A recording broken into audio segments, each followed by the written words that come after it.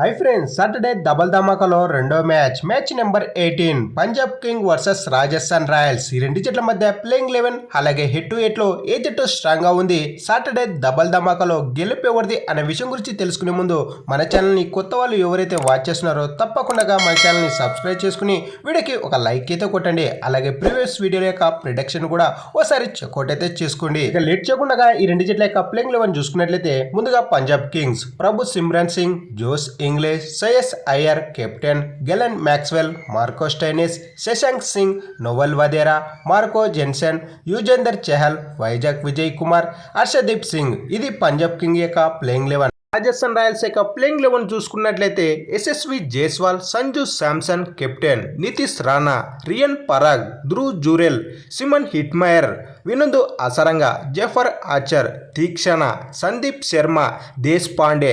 అలాగే మనకు ఇంపాక్ట్ ప్లేయర్గా శివన్ దుబే కానీ లేదంటే అక్షయ్ కానీ వచ్చే అవకాశం అయితే ఉంటుంది రాజస్థాన్ రాయల్స్ యొక్క ప్లేయింగ్ 11లో. ఇక ఈ రెండు జట్ల మధ్య హెడ్ టు హెడ్ లో ఏ జట్టు స్ట్రాంగ్ గా ఉంది అనే విషయానికి వచ్చినట్లయితే ఈ రెండు జట్లు టోటల్ గా 28 మ్యాచెస్ అయితే ఆడడం జరిగింది. ఇందులో పంజాబ్ కింగ్స్ రాజస్థాన్ రాయల్స్ పైన కేవలం 12 మ్యాచ్లు అయితే విజయం సాధించింది. అలాగే రాజస్థాన్ రాయల్స్ పంజాబ్ పైన మనకు 16 మ్యాచ్లు అయితే విజయం సాధించింది.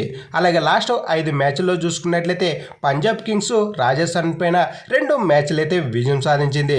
అలాగే రాజస్థాన్ రాయల్స్ పంజాబ్ కింగ్స్ పైన 3 మ్యాచ్లు అయితే విజయం సాధించింది. ఇక్కడ క్లియర్ గా హెడ్ టు హెడ్ లో అప్పర్ హ్యాండ్ రాజస్థాన్ అని చెప్పుకోవచ్చు. ఇక ఫైనల్ గా సాటర్డే డబల్ ధమాకాలో ఈ రెండో మ్యాచ్ లో గెలుపు ఎవరిది అన్నట్లయితే నా ప్రిడిక్షన్ ప్రకారం Rajasthan Royals they Punjab Kings పైన గెలుపని మన యొక్క ప్రిడిక్షన్. మరి ఈ రెండు జట్ల మధ్య ఏ జట్టు గెలుస్తుందని మీరు అనుకుంటున్నారో కింద తప్పకుండా కామెంట్ అయితే వేసుకోండి.